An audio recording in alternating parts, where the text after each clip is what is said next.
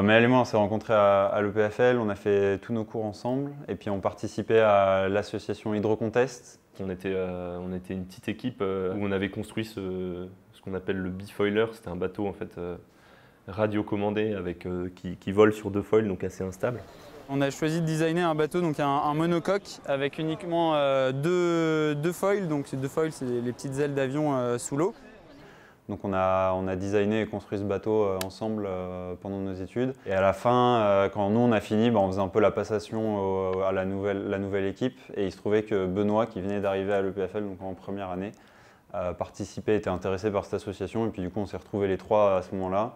On s'est rencontrés là-dedans, moi j'ai fait un passage éclair et puis assez rapidement on a vu qu'on avait des idées en commun. On s'est vraiment dit qu'il y avait quelque chose à faire avec un bateau tracté par un kite. Et en fait, on a discuté, on a parlé kite, on a parlé Vestas Sail Rocket, donc celui qui a le record actuellement. Je pense qu'elle y est depuis le début, on ne se l'était pas dit, mais elle y est depuis le début, l'idée de battre le record.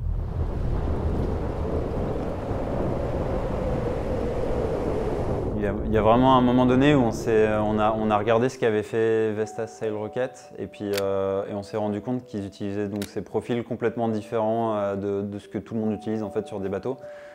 Et qu'est-ce qu'on a commencé à faire? On a commencé à tester des foils super ventilants en fait, inspirés du bloc de Paul Larsen sur des planches de kite. Donc on faisait de l'usinage un peu à l'arrache la nuit à l'EPFL. Ça y est, tiens, mais... Énorme. Ah, c'est cool, beaucoup de Et voilà, on y va. Et puis on partait les week-ends tester dans le sud de la France. On testait tout le week-end dans le froid et puis on revenait parce que forcément ça n'a pas marché du premier coup, ça n'a pas marché du deuxième coup non plus. Et puis donc on s'est rendu compte qu'il y avait un gros potentiel de vitesse, mais que ces ailerons ils nécessitent pas mal de puissance et que les jambes de Benoît elles avaient du mal à encaisser cette puissance. Et petit à petit se rendre compte qu'il y a du potentiel donc sur les ailerons super ventilants et te dire ok en fait si on veut aller plus vite il faut faire un bateau, ok ça devient beaucoup plus professionnel et là c'est le début d'SP80. Donc on a commencé à réfléchir à l'organisation avec l'EPFL, comment on inclut l'EPFL dans le projet. Donc au début il y avait Aurore qui nous donnait des coups de main, il y avait Romain aussi qui nous donnait des coups de main. Et puis donc on était 5 et après là du jour au lendemain quand l'EPFL a dit oui, on a recruté des étudiants, il y a Charles, il y a Tanguy, il y a Océane.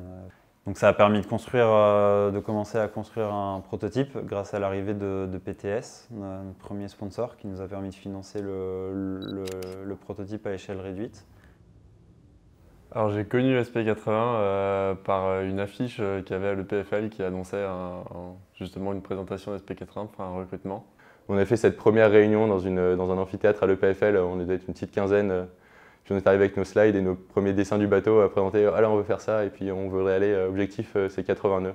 Ouais alors du coup les affiches au début en plus on comprenait pas trop ce que c'était. Il y avait une espèce d'image de rendu du bateau dans le noir, un logo bizarre. C'était la première fois que l'équipe grandissait autant apparemment. Et du coup moi j'étais dans l'équipe du prototype avec, c'est là où j'ai rencontré Charles, Blaise, Océane et c'était Romain qui nous supervisait. Donc là on est arrivé directement, il nous a mis dans le bain, on est descendu voir le prototype qu'on n'avait jamais vu.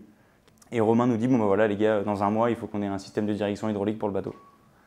Charles et moi on se regarde, tu sais faire de l'hydraulique? Moi non plus, comment on va faire quoi? Et du coup là on était vraiment genre dans le bain tout de suite et on a dû apprendre vite et c'était super formateur. Ouais. Alors mon premier cahier des charges ça a été de bosser un peu sur l'optimisation des profils superventilants. À l'époque, c'était même pas l'optimisation, c'était juste déjà la compréhension de ce qui se passait, parce que c'était un sujet assez nouveau. Et du coup, il y a eu une grosse phase de déjà comprendre comment ça marchait, etc. Alors, du coup, on faisait beaucoup de simulations numériques sur Fluent, un logiciel de CFD. Et en parallèle de ça, on pouvait faire des essais au tunnel de cavitation du LMH qui nous permettaient de valider justement ces simulations numériques qu'on faisait. Ouais, on avait aussi fait, mais donc ça c'était plus tard, c'était peut-être 2 ans plus tard quasiment, des essais dans un bassin de carène, où là l'intérêt c'est que du coup pour le coup on avait vraiment la surface de l'eau, donc c'était vachement plus réaliste pour le foil, parce que dans le tunnel de cavitation on ne modélise pas la surface de l'eau, c'est juste de l'eau qui s'écoule dans une veine d'essai, on appelle ça. Et donc dans le bassin de carène, là pour le coup ça permettait de simuler vachement plus précisément ce qui allait se passer quand on aurait le bateau avec le foil qui traverse la surface de l'eau. Et comprendre justement tout ce qui se passe avec la ventilation, etc. dans ce cas-là. Ouais, c'est la performance ultime sans compromis, quoi. On a un objectif à optimiser et puis c'est pas un compromis entre plein de choses. C'est genre vraiment t'as un objectif, c'est d'aller vite et puis tu dois faire tout pour optimiser la vitesse. Et puis donc c'est vraiment intéressant. C'est presque plus qu'une motivation en fait, c'est genre presque une obsession, quoi. T'as envie de. Tu penses à ça quasiment tout le temps, quoi. Première DAF du proto, réveil tôt. Coucher tôt, réveil très tôt. On arrive de nuit et là c'était un peu. D'un côté le stress, un peu de l'euphorie, on se dit ouah, qu'est-ce qui va se passer, comment on va faire, est-ce que tout va se passer correctement? Il flottait, à peu près. Les premières navigations, ça a été compliqué. On s'est vite rendu compte que les flotteurs n'allaient pas.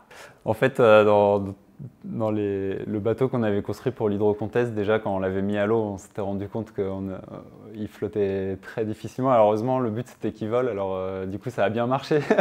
il était vraiment optimisé pour voler, mais il n'y avait pas beaucoup de volume. Et puis quand on a construit le prototype à échelle réduite, j'ai fait un peu la même erreur. On a construit un bateau qui n'avait pas assez de volume et qui flottait pas bien, mais qui du coup n'arrivait pas à se lancer. Alors premier truc, on a mis le bateau à l'eau et première chose qu'on a fait, c'était de reconstruire des flotteurs, quoi. Je sais pas comment c'était pour les autres, mais de mon côté c'était un peu la douche froide, genre ah ouais, on est loin du record, quoi. Genre là tu commences, tu fais un bateau qui flotte pas, ouais il y a du taf, quoi. Ouais, il fallait que le proto il navigue très rapidement. Du coup, on y passait la journée, voire la nuit. Il n'y avait pas de fenêtre, donc on ne savait pas trop quand tombait la nuit. Jusqu'au jour où ça fonctionne et qu'on est capable de... c'est les dernières navigations qu'on a fait avec le prototype, on est capable de juste tracter le bateau. On est full gaz sur le bateau à moteur qui est en train de le tracter. Le prototype, il est derrière, il est dans sa position la plus performante. Moi, aux commandes, j'ai plus rien à toucher parce que le bateau est complètement autostable en direction et dans toutes les autres directions au final. Ouais, c'est le gros moment de kiff pour toute l'équipe de voir le prototype vraiment fonctionner. Sauf quand après, il y a des trucs où on pense pas forcément tout le temps.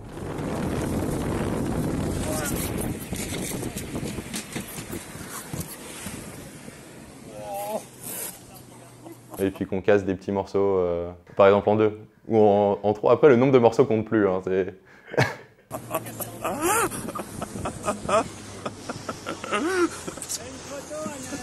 mais la box réparée n'a pas cassé. Hein. Attends, je vais à la pêche.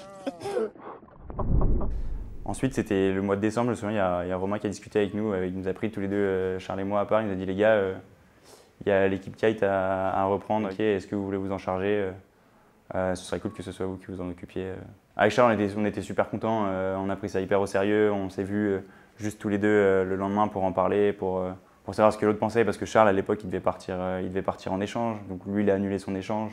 On a commencé à réfléchir du coup au système de contrôle du kite, ça c'était une première grosse étape, on a fait un banc de test hydraulique pour vérifier un peu l'ergonomie et si Benoît allait pouvoir piloter le kite assez facilement. Sur la recherche, donc, il y a plusieurs pôles et celui qui a pris le plus de temps jusqu'à maintenant, c'était le contrôle du kite, donc la fabrication d'un banc de test qui imite ce qu'on a dans le bateau, donc avec un volant hydraulique pour faire la direction du kite gauche-droite et une poignée de trim pour gérer la puissance du kite. Du coup, on a fabriqué ce banc-là et on est parti tester dans le sud de la France. Donc on a fait quelques allers-retours dans le sud de la France en faisant des tests, on modifie des choses, on revient, on repense un petit peu. Après, on est arrivé à la conclusion que on sait que le kite, on peut le piloter avec un volant, avec le trim, on passe à autre chose. Et là, on est passé du coup aux procédures de décollage. Donc le développement du kite, c'est quelque chose qui a pris un bon coup de boost en septembre dernier, du coup, avec le partenariat avec Gene Kiteboarding. Ça a permis vraiment de lancer les premiers prototypes, de vraiment itérer sur la version du kite qui va aller sur le bateau. Mais du coup, il y a toute une équipe qui est dédiée à ça. C'est un développement qui court depuis quelques temps et qui va continuer pendant les navigations du bateau. Donc on aura toujours les développements, faire naviguer le bateau et puis continuer à développer le kite pour le rendre plus performant. Finalement, le kite, c'est le moteur du bateau, c'est lui qui nous apporte toute la puissance. Ouais, les tests, des fois ça marche bien. Des fois ça marche moins bien, mais dans tous les cas, on apprend et je pense même qu'on apprend peut-être plus quand ça se passe moins bien. Parce qu'on se force à réfléchir à ce qui n'a pas marché.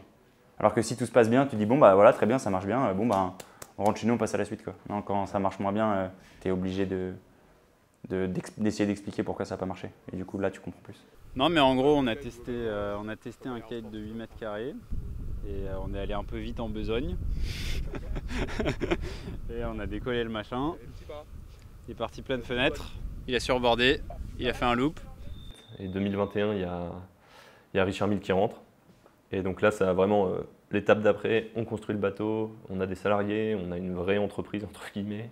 Trop content qu'on ait enfin des financements pour le projet grâce à Richard Mille. Je suis allé voir Maël, j'ai fait « Ah Maël, vas-y, je me coupe pas les cheveux jusqu'à ce qu'on batte leur corps et tout, j'y crois, vas-y, c'est bon, je le fais pas. » Et ouais, du coup, j'espère qu'on va le battre assez vite parce que c'est marrant d'avoir les cheveux longs, ça fait rire du monde, mais en vrai, c'est pas pratique, quoi. Attends, 2021. Ouais, donc 2 ans. Ouais. Là, ça fait depuis 2 ans que le bateau est en construction. On a commencé la construction chez Versico en mai-juin. Donc ouais, ça fait 2 ans, 2021. Je pense, moi, je suis très content de la façon dont ça s'est passé. On n'a eu aucun gros problème, en fait.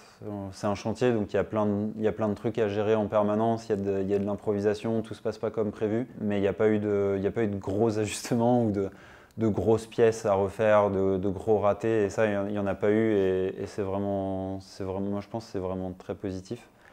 On a dû tout découvrir sur le tas, trouver les adresses des sous-traitants, se familiariser avec les différentes techniques de production. Donc on a toujours demandé des conseils, essayer de s'entourer du mieux possible pour justement pas faire d'erreurs. Et je pense que justement c'est ça qui nous a permis aussi de ne pas faire d'erreurs, c'est de pouvoir s'entourer de personnes qui savent et qui nous ont donné des bons conseils. Et du coup, ouais, merci à eux, quoi. Donc on est parti de Suisse jusqu'en Italie à quasiment une quarantaine de personnes pour visiter le chantier, et c'était aussi le moment où on voyait les premières pièces, donc la première pièce principale, donc la coque centrale avec le cockpit et les 2 pilotes. Voir cette pièce sortir du moule avec toute l'équipe qui était présente sur place, qui découvrait le chantier, qui découvrait les pièces, ouais, je crois que c'était un des meilleurs souvenirs. Toute l'équipe SP80, au final, on est devenus super proches. C'est plus que des collègues de bureau, c'est plus que des potes. Enfin, vraiment, c'est plus que le matériel et ce qu'on construit chez SP80. On construit des liens aussi avec des autres et ça, c'est assez fort. Non, c'est clair que là, le bateau, on est dans une phase en fait où il y a plein de composants qui arrivent en même temps dans l'atelier. Il y a toutes les pièces qui arrivent, donc c'est super motivant parce qu'on voit énormément de pièces qui arrivent presque tous les jours dans l'atelier. Et c'est une phase critique parce que toutes ces pièces-là, elles arrivent, c'est des pièces qui ont été produites pour la première fois, c'est des systèmes qui ont été conçus pour la première fois, donc il y a plein de petits problèmes à gérer. Et puis là, depuis quelques mois, on a designé nos premiers foils qui sont arrivés dans l'atelier déjà. Le foil, c'est ce qui génère le plus de traînées sur le bateau, donc le plus on peut l'optimiser, le plus on gagnera en vitesse. Puis à la fois, c'est aussi une pièce qui est critique parce que si le foil casse, ça peut être assez dramatique. C'est vraiment la pièce qui ne doit pas casser. Donc effectivement, ça fait une grosse responsabilité. Moi personnellement, en tout cas, je pense que c'est toute l'équipe, on est trop content de passer dans cette nouvelle phase, de sortir un peu la tête de derrière les écrans et d'aller voir ce que ce bateau a dans le ventre vraiment sur l'eau. Donc il y a un petit peu d'appréhension, mais beaucoup d'excitation juste au fait d'aller naviguer avec ce bateau. On l'a tellement imaginé, on s'est tellement projeté à être à l'intérieur en train de naviguer et de faire les premiers runs. On est à la fin d'une grosse étape, mais que c'est qu'une étape, quoi, et que les navigations, etc., ça va aussi être encore un gros challenge. On sait que ça ne va pas se passer comme prévu dès le début, donc il va y avoir un petit temps d'adaptation, de réglage avant de voir le bateau vraiment marcher. Tant qu'on ne l'a pas fait, on n'est pas sûr à 100%, donc il y a toujours ces petits pourcents de comment est-ce que ça va marcher, d'incertide et de doute. Mais ouais, on sait que ça va pas être facile, mais on le savait dès le début, quoi. Donc, si c'était facile, ça serait pas drôle.